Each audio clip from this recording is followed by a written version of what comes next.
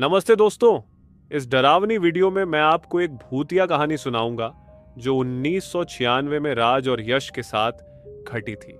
ये कहानी राज ने खुद हमें बताई थी। तो आइए शुरू करते इस वीडियो को राज के नजरिए से। मैं उस रात को कभी नहीं भूल सकता। ये 1996 की बात है, जब हम गांव में रहते थे। मेरा नाम राज है और मैं हमेशा अपने दोस्तों के बीच सबसे बहादुर माना जाता था। मुझे भूत प्रेतों की कहानियों पर विश्वास नहीं था। मेरे लिए ये सब बकवास थी। लेकिन उस रात मेरी हिम्मत की असली परीक्षा हुई। वह नवंबर की एक ठंडी रात थी। हम सब दोस्त गांव के मैदान में अलाव के पास बैठे थे। हवा ठंडी थी, लेकिन अलाव की गर्मी सुकून दे रही थी। किसी ने कालीवन, हमारे गांव के पास वाले जंगल का जिक्र किया। कालीवन के बारे में कहानियां थीं। गांव के बड़े बूढ़े कहते थे कि वह जंगल शापित है और वहां भूतों का बसेरा है। जो भी रात में उस जंगल में गया वह कभी वापस नहीं लौटा। लेकिन मुझे इन बातों पर विश्वास नहीं था।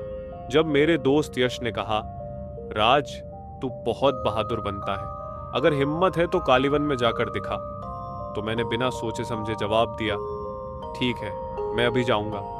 मुझे लगा कि यह सिर्फ मजाक है, लेकिन यश को मेरी हिम्मत पर शक था। उसने कहा, मैं भी साथ चलूंगा, अकेले में डर जाएगा। मैंने हंसी में कहा, तू साथ आना चाहता है तो आजा, डर मत जाना। हम दोनों अलाव से उठे और कालीवन की ओर बढ़ने लगे। जैसे जैसे हम जंगल के करीब पहुंचने लगे, ठंड बढ़ती जा रही थी। हमारे बाकी दोस्तों ने हमें जाते हुए देखा, लेकिन कोई और हमारे साथ जाने की हिम्मत नहीं कर पाया। जंगल के किनारे पहुंचकर मैंने मजाक करते हुए कहा, देखा, यहां कुछ नहीं है, ये सब मन का डर है। लेकिन जैसे ही हम जंगल के अंदर कदम बढ़ाए, हवा का रुख बदल गया। अजीब सा भारीपन महसूस होने लगा और सन्नाटा गहरा गया। यश ने मेरा हाथ पकड़ते हुए कहा, राज, मुझे अच्छा नहीं लग रहा, चल वापस चलते हैं। कायर मत बन, मैंने कहा, हम बस थोड़ी दूर चलकर वापस लौट आएंगे। कुछ कदम चलने के बाद मुझे ऐसा लगा जैसे कोई बहुत धीमे आवाज में कुछ कह रहा हो। मैंने रुककर चारों ओर देखा, लेकिन कुछ भी दिखाई नहीं दिया। यश ने मुझसे पूछा, तूने सुना? सुना, मैंने कहा, लेकिन खुद को मजबूत दिखाने के लिए जोड़ा, शायद हवा होगी। ये हवा नहीं है, यश ने कहा। उसकी आवाज में डर साफ झलक रहा था, लेकिन मैंने उसे अनसुना किया। हम और अंदर बढ़ने लगे। अब वो फुसफुसाहट तेज हो रही थी। ऐसा लग रहा था जैसे कोई हमें देख रहा हो। और तभी मैंने देखा, जंगल के अंधेरे में पेड़ों के बीच दो चमकती हुई आंखें थीं। वे हमें घूर रही थीं।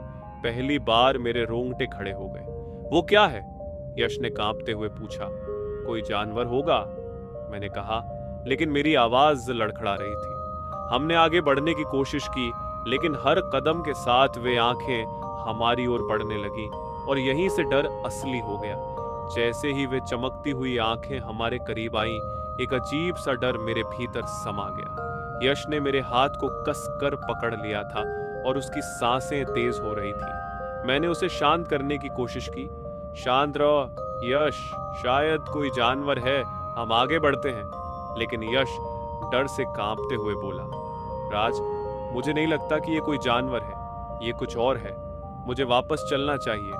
मैंने मुस्कुराते हुए कहा, किसी जानवर के पास ऐसी आंखें नहीं हो सकती, हम बस देखेंगे और फिर वापस लौट आएंगे। हमने फिर कदम बढ़ाए, लेकिन वह अजीब सी चमकती आंखें हमारी तरफ बढ़ती जा रही थीं। और तभी अंधेरे से अचानक एक काला कुत्ता सामने आ गया। वह कुत्ता बाकी कुत्तों से बहुत अलग था। उसकी काली त्वचा इतनी गहरी थी कि वह अंधेरे में भी चमक रही थी। उसकी आंखों में लाल रंग नहीं था, लेकिन उनमें एक अजीब सी चमक थी। वह बिना आवाज किए धीरे धीरे हमारी ओर बढ़ रहा था। ये कुत्ता कहां से आया? यश ने डर के मारे पूछा। उसकी आवाज कांप रही थी। मैंने चुपचाप कहा, कोई गांव का कुत्ता होगा। लेकिन मेरा जवाब खुद मुझे झूठा लगा। गांव में कोई कुत्ता ऐसा नहीं दिखता था और उसकी चाल भी अजीब थी। वह कुत्ता हमारी तरफ बढ़ते हुए अचानक रुक गया। उसकी आंखें हमारी आंखों में थीं।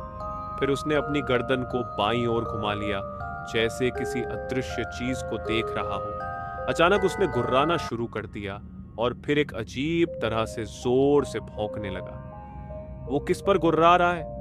यश ने घबराते हुए पूछा। कुत्ते का ध्यान हम पर नहीं था। वह अंधेरे की ओर देख रहा था जैसे कुछ और हो। फिर अचानक उसने अजीब तरीके से जोर से चीखते हुए रोना शुरू कर दिया। वह आवाज किसी कुत्ते की नहीं बल्कि किसी इंसान की चीख जैसी थी। राज भागो! यश ने मेरा हाथ पकड़कर कहा और हम दोनों डर से कांपते हुए पीछे हटने लगे। लेकिन मैं वहीं खड़ा रहा। मेरी आंखें उस कुत्ते पर टिकी थी।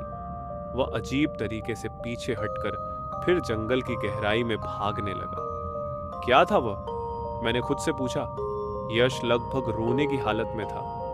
राज, ये जगह ठीक नहीं है। हमें तुरंत वापस जाना चाहिए। मैंने उसे शांत करने की कोशिश की। ये बस एक कुत्ता था, कुछ नहीं। लेकिन सच ये था कि उस कुत्ते की आवाज और उसकी हरकतें मुझे भी डरा रही थी। कुत्ता गायब होने के बाद जंगल फिर से खामोश हो गया। लेकिन हमने फिर से कदम बढ़ाए। लेकिन अब हर कदम के साथ ऐसा महसूस हो रहा था जैसे कोई हमारे पीछे आ रहा हो। हम चलते चलते अचानक रुक गए जब यश ने कहा, राज, क्या तुम जानते हो इस जंगल का क्या इतिहास है? नहीं, मैंने कहा। मुझे फर्क नहीं पड़ता, ये सब अफवाहें हैं। लेकिन यश ने मेरी बात अनसुनी करते हुए बोलना शुरू किया। उसकी आवाज में घबराहट थी। ये कहानी करीब 40 साल पुरानी है। हमारे गांव में एक आदमी था, धर्म से। वह बहुत अमीर था। पूरे गांव में उसकी सबसे ज्यादा जमीन थी। लेकिन उसकी दौलत ने उसके ही रिश्तेदारों की नजरें बदल दी। उसके चचेरे भाइयों ने उसे मार डाला। उन्होंने उसकी लाश को जंगल में जलाया। कहते हैं कि उसका शरीर पूरी तरह से नहीं जल सका और तभी से इस जंगल में अजीब घटनाएं होने लगी। कुछ लोग उसकी जलती हुई परछाई देखते हैं और कभी-कभी सड़ते मांस की गंध भी महसूस होती है। हम दोनों अब तक घबराए हुए थे। हवा में सड़ती मांस की भयानक गंध फैल गई थी। यह गंध इतनी तीव्र थी कि सांस लेना भी मुश्किल हो रहा था। तूने यह गंध महसूस की? यश कांपते हुए बोला। मैंने नाक पर हाथ रखा और गहरी सांस लेने की कोशिश की। गंध इतनी तेज थी कि हर कदम में और ज्यादा घबराहट महसूस हो रही थी। ये क्या है? मैंने कहा और मुझे जवाब पता था। यश ने कहा, ये वही गंध है जो धर्म सिंह की आत्मा के पास होने पर आती है। वह अपनी मौत का बदला चाहता है। हम दोनों डर के मारे खड़े थे। अचानक जैसे ही हमने कदम बढ़ाए, अंधेरे में एक और रूप उभरने लगा। ये कोई जीव नहीं था बल्कि एक छायामय आकृति थी। जैसे ही हम उसे देखने लगे, एक जलता हुआ चेहरा उभरा। उसका चेहरा पूरी तरह जल चुका था। उसकी आंखें खाली थीं और खून की धारें बह रही थीं। उसने हमसे कहा, तुमने मेरी शांति छीन ली है। तुम दोनों को हमेशा के लिए यहां फंसा दूंगा। यश ने मुझे खींचते हुए कहा, राज भागो! हम दोनों बिना पलट कर देखे दौड़ पड़े। हमारी सांसें तेज हो रही थीं और हम जानते थे कि हम अकेले नहीं थे। वह जलता हुआ चेहरा सचमुच हमारे पीछे था और हमें छोड़ने का कोई इरादा नहीं था। जैसे ही हम गांव के पास पहुंचे, एक भयानक आवाज फिर से गूंज उठी, तुम यहां से नहीं जा सकते। हम दोनों गांव में पहुंचे और जंगल की आवाजें शांत हो गईं।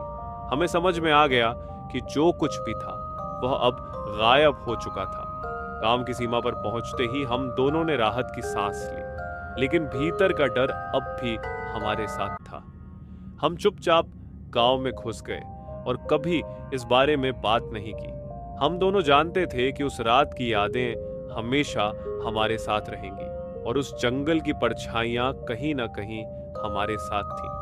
ये असली भूतिया कहानी थी जो 1996 में राज के साथ घटी थी। अगर आपको यह कहानी पसंद आई हो तो हमारे चैनल को लाइक, शेयर और सब्सक्राइब करना न भूलें।